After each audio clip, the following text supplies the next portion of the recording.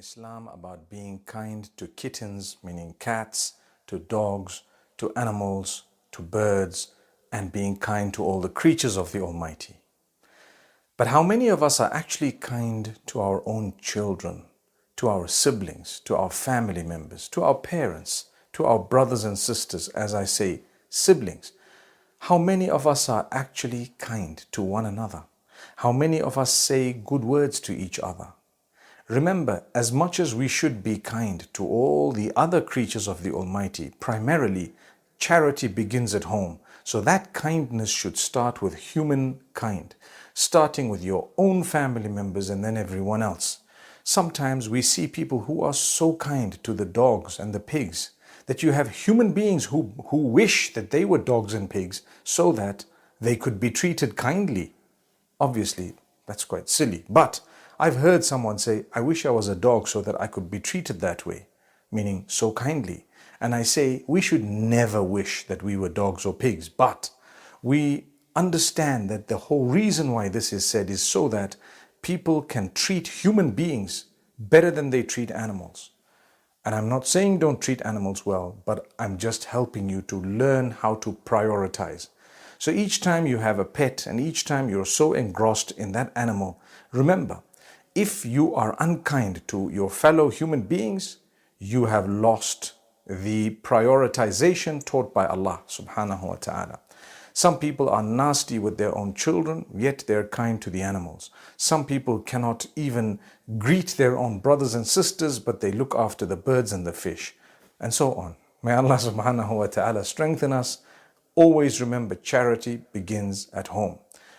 The danger of treating a fellow human being in an abusive way or in a wrong way is very, very serious. So my brothers and sisters, let's change that, inshallah. Assalamu alaikum wa rahmatullahi wa barakatuh. Now, if you look at the Prophet ﷺ, he used to be saddened by what the people used to say about him. And it used to hurt him only because he was given the task of presenting the truth, and he was saddened that they are rejecting the truth. He didn't mind what they said about him actually as a person, but he minded the fact that they did not accept the truth from him. You see the difference? One is his person and one is the message. They said bad, so they rejected the message. That's what made him sad. So Allah says, we know that what they're saying saddens you. Don't worry. We know deep down they know what you brought is the truth. They are only denying it. قَدْ نَعْلَمُ إِنَّهُ لَيَحْزُنُكَ الَّذِي يَقُولُونَ فَإِنَّهُمْ لَا يُكَذِّبُونَكَ. We know that it saddens you what they're saying. They're saying all sorts of things, accusing you of things you are totally innocent of, belying the message you brought. Allah says, deep down, they're only denying. They know they're not belying you. They're only denying out of their arrogance. And that's why towards the end of Surah Al-Hijr, Allah subhanahu wa ta'ala uses similar words. And He says, He gives a solution. When you and I are faced with people accusing us, with people saying bad things about us, with people falsely saying things about us, and it's really hurting and it's really painful, what should you do? Because it tightens the chest, it causes stress. Stress can give you a heart attack. Subhanallah. Allah acknowledges this.